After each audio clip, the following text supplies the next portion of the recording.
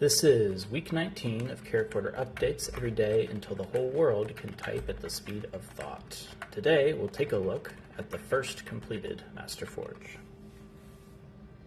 I am so excited to show you guys the first ever completed Masterforge. But before we jump into the core content, I want to talk to you guys a little bit about the format of these updates so you know what to expect moving forward. So this video series started primarily for the audience of my TikTok account, and it was daily updates at the beginning of the year, every single day. And this was a great way to get people involved in the process. We've gotten a lot of great feedback from people along the way. You might have noticed in more recent times, I've been experimenting a little bit with this landscape long form format, and some of those videos have started to pop up on our YouTube channel. Now that we're right around the corner from launching this new product ecosystem, we wanted to take a moment just to recalibrate and to be a little bit more intentional about the story and the narrative that's tying together all these updates. The product development lifecycle, truthfully, is very chaotic and there's a lot happening in parallel. So whenever you're releasing an update every day, that can also be a little chaotic. Whatever's at the top of your mind one day might not necessarily be what's the high priority the next day. So basically, when it comes down to it, I felt like we were sacrificing quality a little bit just to get the videos out, and I would much rather make sure that there's a consistent story across all these updates at the end of the day, and that whenever somebody sees that there's a new post on our channel, they can know 100% this is going to be a meaningful update and is going to be the high quality that I've come to expect from the Caracorder brand. There's a lot of prototypes that did not make the short form content videos, and I've laid out some of the key ones here so we can talk about some of the key milestones and design decisions that were made along the way that led to this completed functional prototype at the end of the table here. The Masterforge is very much form follows function, and if you go all the way back to the first update video, you can see sort of where this design process began. This is where we've designed the switch assembly. This is where we tested out all different types of switches inside of here and tested the manufacturability of these parts out of quality materials. The importance of this can't be understated because these switches and the switch assembly is where the man meets the machine. So making sure that that feel and that function is as dialed in and as great of an experience as possible is really integral to the overall quality of the device. Jumping forward a week later, this is when we started testing out some different materials, some different metals and different alloys, making sure that the exoskeleton will be machinable enough, flexible enough for the angles we wanted to bend it at, and also just making sure that it's able to hold the highest possible quality of surface finishes. Jumping forward a few weeks, you can see where the base plate design evolved into what is now called the endoskeleton. If you're not familiar with the Forge keyboard ecosystem, basically it's a series of products that have this dovetail railing around the outside so you can attach any number of electromechanical bolt-ons around the perimeter in order to really make that keyboard evolve and be built for you. On the QWERTY-based version, you have a lot of real estate around the perimeter of the device, so it's not a big deal to have something plugged in one place and attached next to it. But with the Masterforge, you're a lot more constrained as far as sort of the perimeter and how much space you have to hook things on. So it's more like anchor points rather than just a railing, although you have a railing on the front here.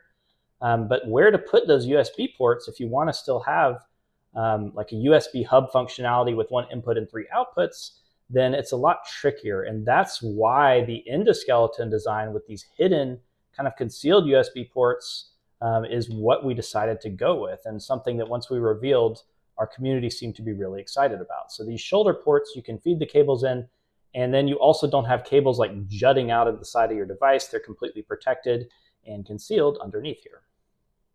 Most keyboard base plates are injection molded. Caracorder One base plate is injection molded. But when you have a part with internal cavities, that's no longer on the table. It's just not possible to do with traditional tooling. So when we made this design decision to move towards an endoskeleton, we knew that along with that decision that, we're going to have to 3D print this part. The only problem with that is that when most people think of 3D printing, they think of this. This does not look great. But the technology is right on the verge of being useful for more than just prototyping and as a viable means of mass production. So if you have the right tools, if you have the right know-how, yes, absolutely, it is now possible to make beautiful, functional, and robust parts from a 3D printed process for mass production. And that's what we decided to go with. Probably some people will kind of hate on us from that, but that's fine. We're definitely not a company that's been afraid to go against the grain before. This is a carbon fiber infused filament, and it is absolutely beautiful. I believe that this part looks better than injection molded parts. And we've even incorporated some design elements I'll show you in a bit to show off the fact that we have this beautiful 3D printed endoskeleton. If you've been following the daily update series, you've probably seen some exoskeletons that are cut out that look kind of like this. And the back, these little wings basically fold up to cover that final facet around the exterior device. You have a full metal finish. And the only problem with this, while it's perfectly viable as a solution, is that the whole point of making this exoskeleton is so that it's incredibly robust. You have externally gasket-mounted PCBs that are attached directly to this solid metal surface, so you know it's not going to bend or warp in any way whatsoever. But once you have these kind of fingers or these kind of thin extremities here, it sort of is moving away from the original intention of that material. It becomes almost like, I think of like jewelry, like it's very delicate and dainty. And it is, I think, possible that with enough damage that potentially those wings could break off over time when you have this very thin connection point here. That's why for the latest design, we cut those out completely and we decided to have those externally facing pieces as a part of the endoskeleton rather than the exoskeleton. This was the first attempt we had at that. And it's a little difficult to see actually because the carbon fiber matte finish here is sort of similar to the acid etched metal, but this is two different materials here and here, as well as here and here.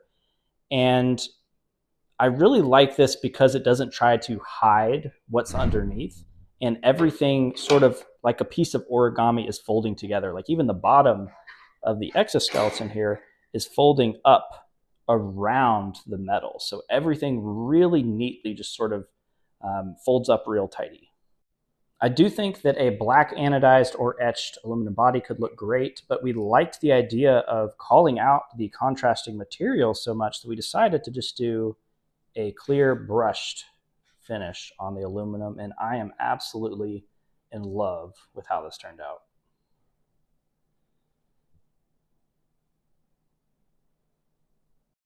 This is the Master Forge.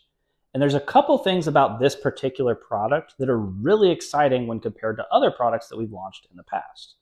So for starters, this device, with the exception of the circuit board inside, was 100% manufactured in this building.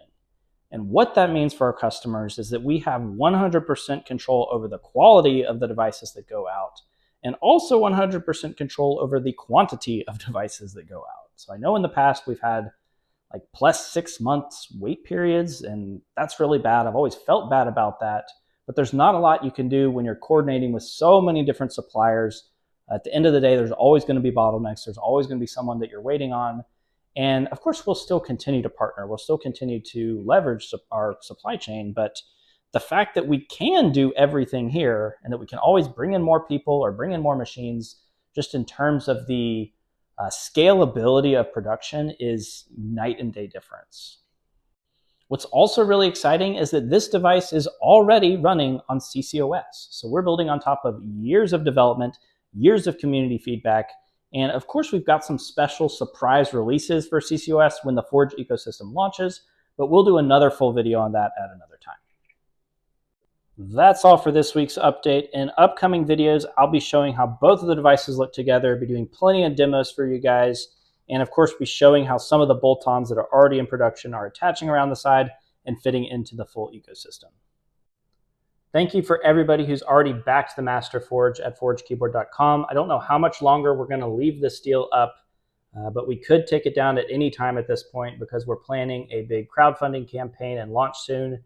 Everybody that's already backed at this super early bird price is locked into the VIP deal on that upcoming campaign, and I'll be sharing more details about that as well soon.